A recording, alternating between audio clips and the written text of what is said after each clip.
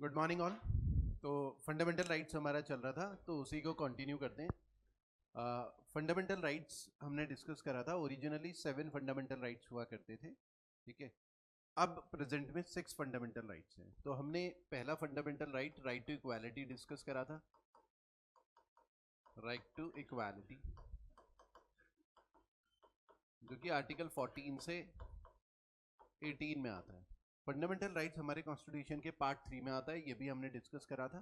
Part 3 of Indian constitution, और part 3 of Indian constitution जो articles हैं 12 टू 35 में कवर होता है। आर्टिकल 12 हमने डिस्कस करा था, डेफिनेशन ऑफ स्टेट है। आर्टिकल 13 में फंडामेंटल राइट्स जो होंगे उसकी वजह से अगर कोई प्री कॉन्स्टिट्यूशनल लॉज हैं या पोस्ट कॉन्स्टिट्यूशनल लॉज हैं वो नल एंड वॉइड डिक्लेयर हो जाएंगे, या तो पूरा लॉ या उसका कुछ हिस्सा। आर्टिकल 13 में ऐसा लिखा हुआ है, ठीक है। तो आर्टिकल 14 से प्रॉपर फंडामेंटल राइट स्टार्ट होते हैं। तो 6 ग्रुप में नॉर्मली डिवाइड होता है। पहला ग्रुप जो है वो राइट टू इक्वालिटी का है, जो कि आर्टिकल 14 से 18 में कवर होता है। नंबर 2 राइट टू फ्रीडम हमने करा था discuss. Right to freedom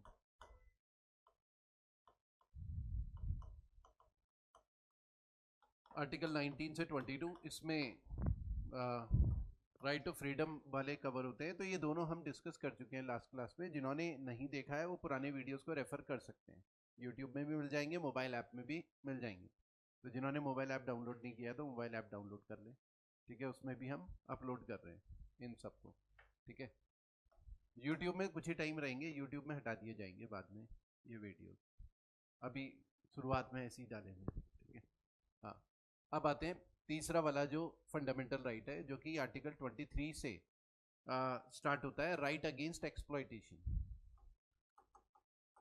right against exploitation,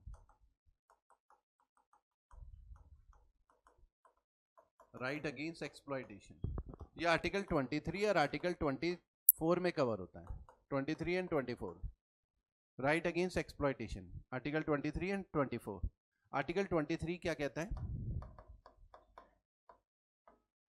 article 23 human trafficking या फोर्स्ड लेबर को रोकता है, ठीक है। ह्यूमन ट्रैफिकिंग का मतलब क्या होता है? क्या मतलब होता है? हाँ, prohibition of human trafficking and forced labour. Human trafficking and forced labour, forced labour, prohibition of human trafficking and forced labour, ठीक है।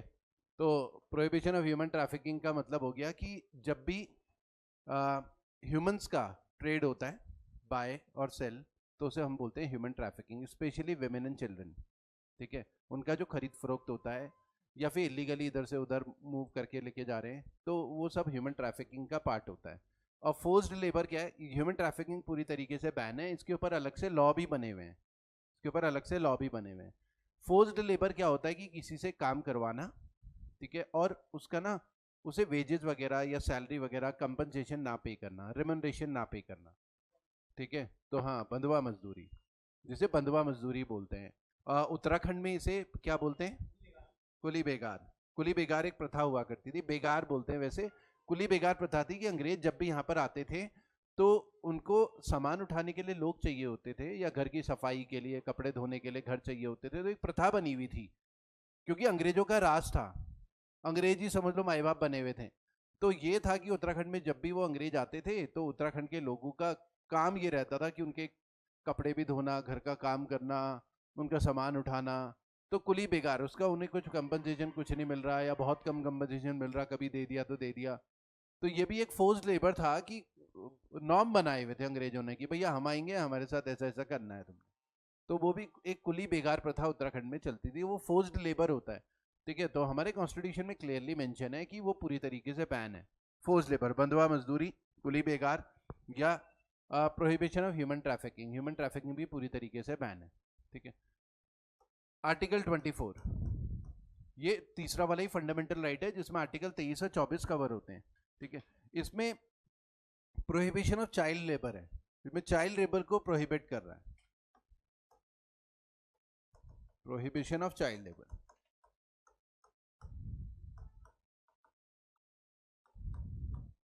अब चाइल्ड लेबर हम किसे बोलेंगे, इसमें 18 साल तक के बच्चों की बात हो रही है, लेकिन मेनली ना अप टू 14 ईयर, खासकर 14 साल तक के बच्चों के लिए ये चाइल्ड लेबर को बैन करता है। ठीक है, चाइल्ड लेबर अलाउड नहीं है 14 साल तक के बच्चों के लिए। 14 से 18 साल के बच्चों के लिए अलाउड है, लेकिन वो हेजार्डस नहीं होना चाहिए। वो ऐसा नहीं होना चाहिए कि जो फैक्ट माइनिंग है उसमें लगे हुए, या डेंजरस फैक्ट्रीज हैं, हैवी वर्क है, उसमें 14 से 18 साल के लोग अलाउड नहीं है। 14 साल से ऊपर के बच्चों के ऊपर चाइल्ड लेबर नॉर्मली अलाउ नहीं होता। कोई 15 साल का है तो वो काम कर सकता है, पर हेजार्डस नहीं होना चाहिए वो। 14 साल तक के बच्चों के लिए चाइल्ड लेबर अलाउड नहीं है। मतलब 14 साल के बच्चों से कोई काम कराएगा तो केस भी दर्ज हो सकता है चाइल्ड लेबर लॉ के उसमें। ठीक है, लेकिन अब इसमें एक कैच है, इसमें टर्म्स एंड कंडीशन क्या है। तो इसमें टर्म्स एंड कंडीशन एक्सेप्शंस रखे गए हैं। ऐसा नहीं कि 14 साल से कम के बच्चे बिल्कुल काम कर ही नहीं सकते, पैसे नहीं कमा सकते, क्योंकि ऐसा भी हो सकता है कि एक दिन 2 दिन का बच्चा भी पैसा कमा सकता है, एक ही दिन पैदा हुए उसे, एक महीना पैदा हुए, है ना। एंटरटेनमेंट इंडस्ट्री है ना, कई बार मूवीज में जरूरत होती है ना, शूटिंग होती है, हीरोइन को गोद में बच्चा दिखाना है ना, तो जो बच्चा पैदा हुआ है तो किसी के पेरेंट्स को बोला कि हीरोइन की गोद में बस एक शूट लेना है 5 मिनट का, तो उसको क्या पता वो बच्चा अभी पैदा हुआ 1 लाख कमा लिया उसने, भाई हीरोइन की गोद में रहा वो 5 मिनट, उसका शूट लिया उन्होंने, बच्चे ने 1 लाख कमा लिए, तो वो तो चाइल्ड लेबर नहीं है चाइल्ड लेबर। ठीक है, लेकिन ये एक्सेप्शन है, एंटरटेनमेंट इंडस्ट्री में ये चाइल्ड लेबर में नहीं आएगा। क्योंकि कई बार हम देखते हैं कि इंडियन आइडल चल रहा है, गाना गा रहे हैं, डांस इंडिया डांस छोटे बच्चों का चल रहा है, पैसा कमा रहे हैं और सारे बच्चे, उनको पैसा भी मिलता है। ऐसा नहीं कि केवल डांस कर रहे, गाना गा रहे, बस हो गया घर जाओ। जज किसको हड़काते हैं? वो तो स्टेज रहता है, सब कुछ फिक्स रहता है ताकि टीआरपी वगैरह मिले। ठीक है, वो जज को हड़काते हैं तो वो उन्होंने क्यों डाला टीवी में? वो नहीं था, उन्होंने रिकॉर्ड करके डाला ना, उन्होंने चाहिए टीआरपी कि ऐसा कुछ होगा तमाशा, तब तो कुछ टीआरपी वगैरह मिलेगा, जब कुछ तमाशा होगा तो। ठीक है, छोटे बच्चे 3 साल 4 साल 5 साल गाना गा रहे हैं, डांस कर रहे हैं, तो एंटरटेनमेंट इंडस्ट्री में वो चाइल्ड लेबर में नहीं आता। तो एंटरटेनमेंट एक्सेप्शन है, स्पोर्ट्स में एक्सेप्शन है। कोई स्पोर्ट्स कैटेगरी में स्पोर्ट्स खेल रहा है तो उसे कोई रिवॉर्ड मिल गया फाइनेंशियल या कुछ भी, या टूर्नामेंट में पार्टिसिपेट, बैडमिंटन के टूर्नामेंट में वहाँ पर उसे मिला कुछ ना कुछ रेमनरेशन। ठीक है, नेशनल टीम में सेलेक्ट हो रखा है, स्टेट टीम में सेलेक्ट हो रखा है, तो एंटरटेनमेंट हो गया, स्पोर्ट्स हो गया, उसमें चाइल्ड लेबर अलाउ नहीं होता। और फैमिली बिजनेस में भी, क्योंकि कई बार तुमने देखा होगा किसी दुकान में ना 6-8 साल का बच्चा गले में बैठा हुआ, वो पैसे काट रहा है, वो भी तो काम ही कर रहा है, लेकिन वो अपनी उसकी उसी खुद की दुकान है, परिवार की, फैमिली की। तो फैमिली बिजनेस में भी चाइल्ड लेबर अलाउ नहीं होगा। किसी और को हम रिक्रूट करते हैं ना कि 10 साल के बच्चे को दुकान में काम करा रहे, तो वो चाइल्ड लेबर हो जाता है। 13-14 साल के बच्चे से दुकान में, चाय की दुकान में कभी कोई काम कर रहा है, 13 साल का बच्चा लोगों को चाय लेकर आ रहा है, वो चाइल्ड लेबर में आता है। ठीक है, लेकिन अगर अपने परिवार का ही है तो फिर नहीं आएगा। तो कई बार तुमने देखा होगा केस भी दर्ज होते हैं, तो बोलते हैं तो मेरे चाचा का बेटा है, मेरा भतीजा है, दुकान में काम कर रहा, तो नहीं केस दर्ज होगा। मेरा भांजा है, दुकान में काम कर रहा, तो वही बोलता है मेरे, मैं तो अपने चाचा की दुकान में काम कर रहा हूँ, 12 साल का चाय लेकर आ रहा है, तो उस पर चाइल्ड लेबर जो है वो अलाउ नहीं होता। तो फैमिली बिजनेस हो गया, एंटरटेनमेंट हो गया, स्पोर्ट्स हो गया, ये एक्सेप्शंस में आते हैं। बाकी चाइल्ड लेबर अलाउड नहीं है 14 साल तक के बच्चों के लिए। 14 से 18 साल के बच्चों के लिए अलाउड है, बस हेजार्डस नहीं होना चाहिए। 18 साल से ऊपर वाले तो हेजार्डस वाले उसमें भी काम कर ही सकते हैं। ठीक है, तो ये हमारा तीसरा वाला फंडामेंटल राइट था। ठीक है, अब आते हैं चौथा वाला फंडामेंटल राइट। चौथा वाला फंडामेंटल राइट रिलीजन से जुड़ा हुआ है, जिसपे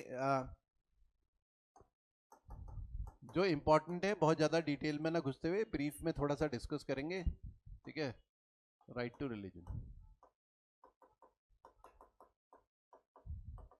article 25 to 28, article 25 to 28, article 25। देखो आर्टिकल 25 और 26 जो रिलीजन के राइट्स हैं, दोनों में फ़र्क क्या है। आर्टिकल 25 ना इंडिविजुअल रिलीजियस फ्रीडम के बारे में बात करता है। ठीक है, इंडिविजुअल रिलीजियस फ्रीडम के बारे में बात करता है, जबकि आर्टिकल 26 ना ग्रुप रिलीजियस फ्रीडम के बारे में बात करता है। ग्रुप मतलब गुरुद्वारा हो गया, मंदिर मस्जिद हो गया, उनके बारे में बात कर रहे हैं। ठीक है, तो इसमें right to freedom of religion चाहे तो लिख सकते हैं, right to freedom of religion proper. Right to freedom of religion. हाँ, आर्टिकल 25 क्या बोलता है? फ्रीडम ऑफ कॉन्शियंस,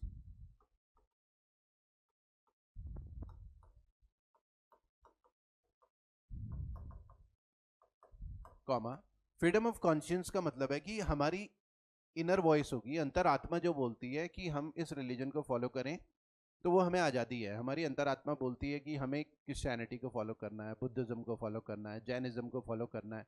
तो फ्रीडम ऑफ कॉन्शियंस हर किसी को है, उसके अंदर से जो भी आवाज़ आए, कोई किसी को फोर्स नहीं कर सकता कि भैया तुम्हें ये रिलीजन फॉलो करना है। तो हमारी कॉन्शियंस जो बोलती है हम उस रिलीजन को फॉलो कर सकते हैं। Freedom of conscience and free profession,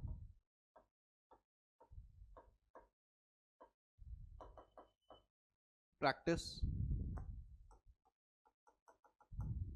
and propagation of religion,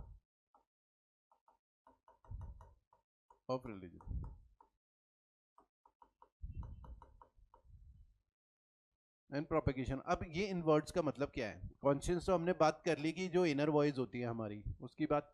free profession का मतलब है कि जो हम प्रोफेस कर रहे होते हैं, शो कर रहे होते हैं, ठीक है।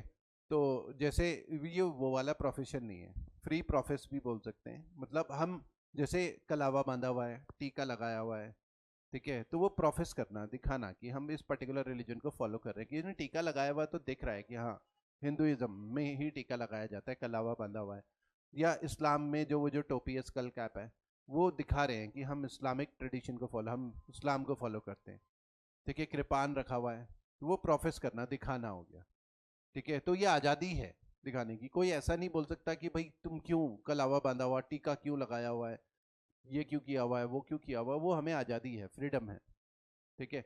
और या फिर ये जो प्रैक्टिस है, प्रैक्टिस का मतलब है कि जो जैसे हम यज्ञ वगैरह करते हैं, हवन वगैरह कुछ भी कर रहे हैं, ठीक है, वो हमारा प्रैक्टिस हो गया, ठीक है। कोई नमाज पढ़ रहा है तो वो प्रैक्टिस हो गया, वो प्रैक्टिस में वो आज़ादी है, ठीक है।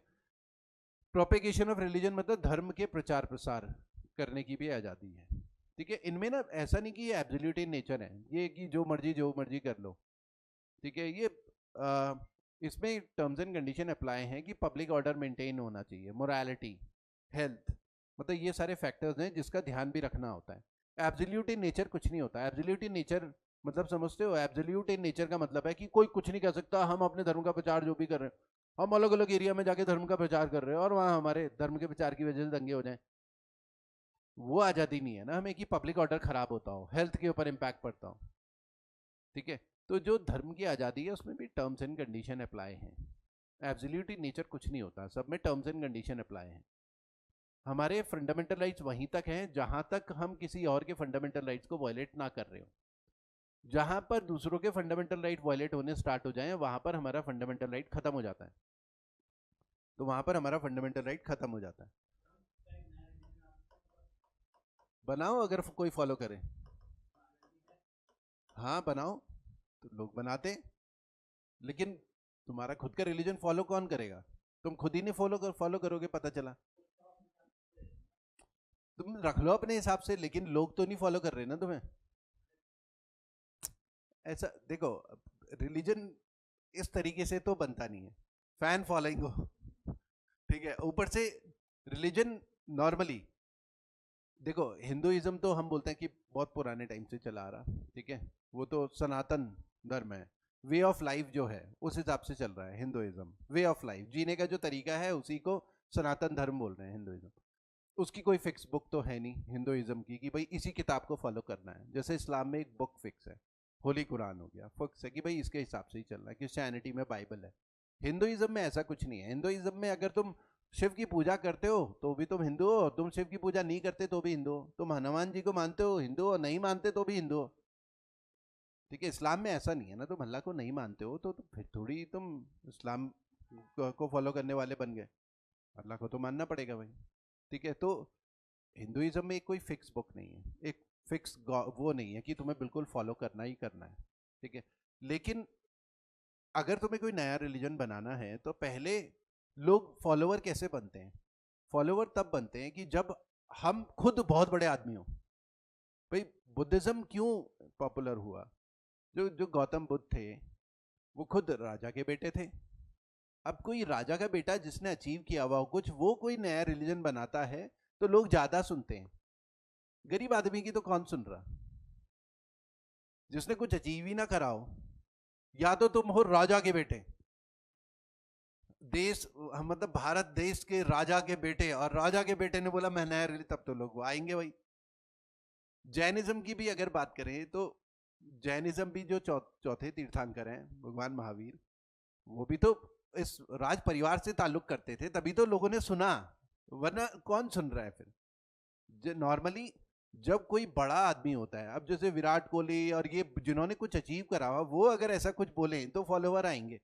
हमारी कौन सुन रहा है, मैं सड़क में वो चिल्लाता रहूंगा, लोग सुनेंगे ही नहीं, कोई नहीं सुन रहा हमारी।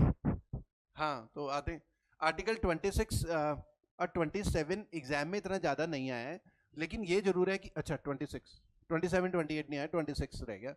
आर्टिकल 26 जो है ना, ये ग्रुप फ्रीडम के बारे में बात करता है, ग्रुप रिलीजियस फ्रीडम के बारे में।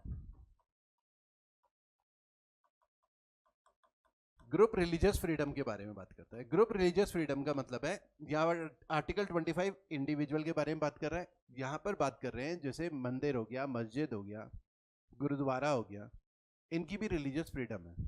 मंदिर जो है वो क्या कर सकते हैं, लोगों को खाना खिलाने का काम, और मंदिर अपनी प्रॉपर्टी भी रख सकते हैं, गाड़ी भी खरीद सकते हैं, मंदिर का बैंक अकाउंट होगा, ठीक है। या जो गुरुद्वारा है वो भी प्रॉपर्टी रख सकते हैं, गाड़ी भी खरीद सकते हैं, कोई भी एसेट्स वगैरह क्रिएट कर सकते हैं, लंगर वगैरह लगा रहे हैं, तो उनकी एक रिलीजियस फ्रीडम है, वो भी तो बहुत सारी एक्टिविटी कर रहे हैं, गुरुद्वारा हो, मंदिर हो, मस्जिद हो, वो भी चर्च हो, वो बहुत सारी एक्टिविटी कर रहे हैं, तो वो आता है ग्रुप रिलीजियस फ्रीडम में। आर्टिकल 26 वो सारी परमिशन मंदिर, मस्जिद, गुरुद्वारा इन सबको दे रहा है। तो आर्टिकल 26 ग्रुप रिलीजियस फ्रीडम की बात करता है, ये फंडामेंटल राइट्स में आता है, जबकि आर्टिकल 25 एक इंडिविजुअल रिलीजियस फ्रीडम के बारे में बात कर रहा है, ठीक है। तो इन दोनों में मेन डिफरेंस क्या हो गया, आर्टिकल 25 इंडिविजुअल रिलीजियस फ्रीडम की बात कर रहा है, आर्टिकल 26 ग्रुप रिलीजियस फ्रीडम की बात कर रहा है, ठीक है। आर्टिकल 27 बात करता है कि हमें फ्रीडम है टैक्सेस पे करने का, और उस टैक्सेस से किसी पर्टिकुलर रिलीजन का सरकार प्रमोशन ना करती हो, मतलब सरकार किसी पर्टिकुलर रिलीजन के प्रमोशन के लिए हमारे ऊपर टैक्स इंपोज नहीं कर सकती। हमारी फ्रीडम है कि हम क्यों दें, हम नहीं दे रहे, इसको देना है दो, ठीक है। जैसे मिडिवल इंडिया में, मिडिवल हिस्ट्री की बात करें तो उसमें जजिया एक टैक्स था कि जो नॉन मुस्लिम है उनके ऊपर टैक्स लगेगा जजिया। उससे क्या होता था, उस टैक्स की वजह से कई लोग फिर इस्लाम में कन्वर्ट होते थे कि भाई जजिया ना देना पड़े, ये टैक्स कब तक देते रहेंगे, इससे अच्छा इस्लाम में कन्वर्ट हो जाओ, फिर हमारे पास जजिया नहीं लगेगा, टैक्स नहीं लगेगा। तो article 27 freedom to pay tax to promote any particular religion, उससे जुड़ा हुआ है, ठीक है। एग्जाम में इतना ज्यादा नहीं आया, आर्टिकल 25 26 कई बार आया। आर्टिकल 28 ये देख भी लेना क्या क्या है। आर्टिकल 28 बात करता है कि एजुकेशनल इंस्टीट्यूशंस में जो इंस्ट्रक्शंस होते हैं, रिलीजियस इंस्ट्रक्शंस, उनको दिया जा सकता है कि नहीं। मतलब कोई सरकारी स्कूल है तो वहां पर क्या रिलीजियस इंस्ट्रक्शन दे सकते हैं कि सारे के सारे बैठ के वहां पर पूजा अर्चना करो, है ना, पूजा वूजा हवन हुवन करो सरकारी स्कूल में।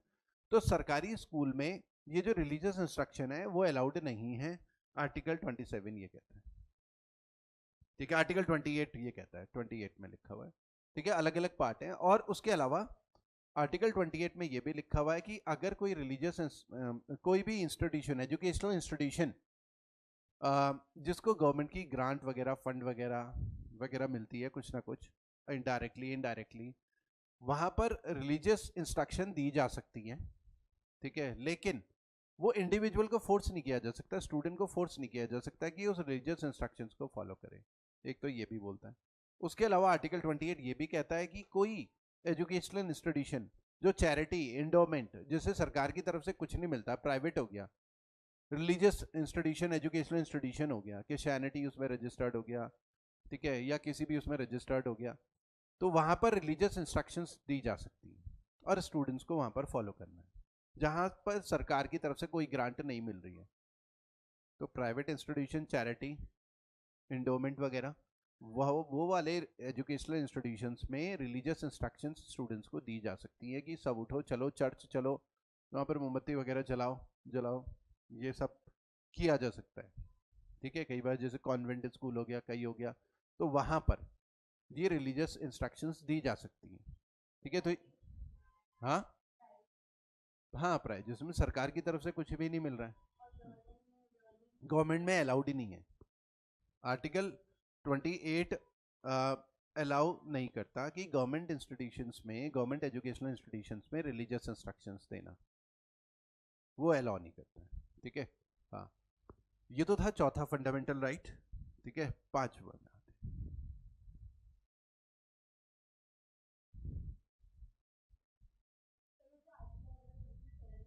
हाँ,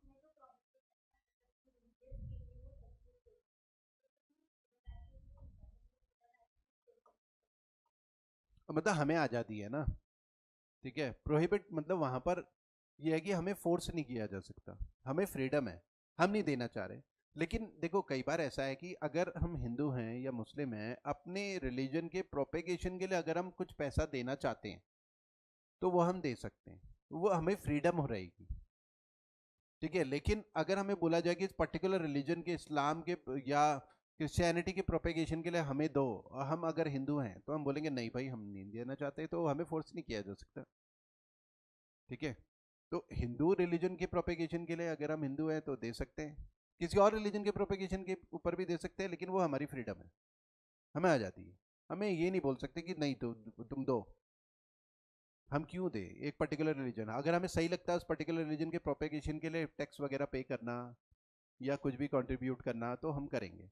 हमें नहीं लगता तो नहीं करेंगे भाई, फोर्स नहीं कर सकते। वो है ना आर्टिकल 25 भी तो यही कहता है कि भाई फ्रीडम ऑफ कॉन्शियंस, हमारी अंतरात्मा, इनर वॉइस जो बोले, उस पर्टिकुलर रिलीजन को फॉलो करने की आज़ादी है। अच्छा, आर्टिकल 25 में ये भी है कि कोई भी फोर्सफुल कन्वर्जन, कोई भी फोर्सफुल कन्वर्जन वो इलीगल होगा, वो और या फिर ग्रीड के लालच में, कि कोई ग्रीड वगैरह दे दिया कि भाई तुम्हें इतने पैसे देंगे इस रिलीजन में आप कन्वर्ट हो जाओ, ठीक है, तो वो अलाउड नहीं है। कोई भी फोर्सफुल कन्वर्जन या फिर लालच के थ्रू जो भी धर्म परिवर्तन होता है वो अलाउड नहीं होगा। तो कई इंडिया में कई सारे जो फोर्सफुल कन्वर्जन होते हैं लालच के थ्रू, वो सब आर्टिकल 25 का वायलेशन माना जाता है। आर्टिकल 25 का आंदोलन भी चलते रहते हैं कि कानून बनाओ अलग से, हालांकि आर्टिकल 25 में लिखा हुआ है फंडामेंटल राइट्स में, लेकिन अलग से प्रॉपर लॉ डिटेल में उस तरीके से बनाने की डिमांड होती है कि डिटेल में बैन करो। कई लोग इस्लाम में कन्वर्ट होते हैं, कई लोग इस्लाम से वापस हिंदुइज्म में कन्वर्ट होते हैं, ठीक है।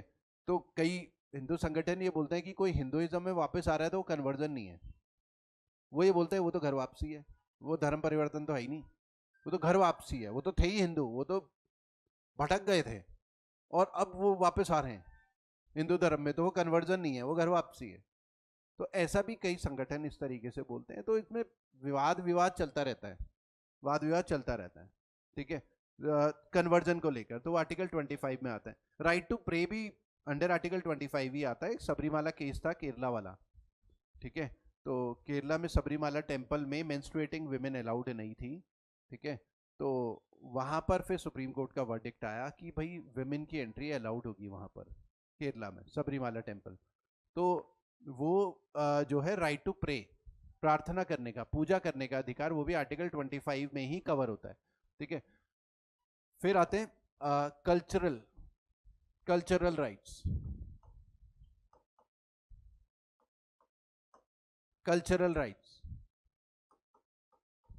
And educational.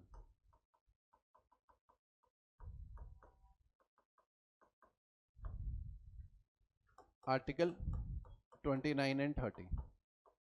देखो कल्चरल राइट्स की बात करें तो आर्टिकल ये हो गया 29 और ये article 30। Cultural and educational right to minorities के इस बारे में इसमें बात हो रही है। Cultural and educational right minorities के बारे में यहाँ पर बात हो रही है, ठीक है।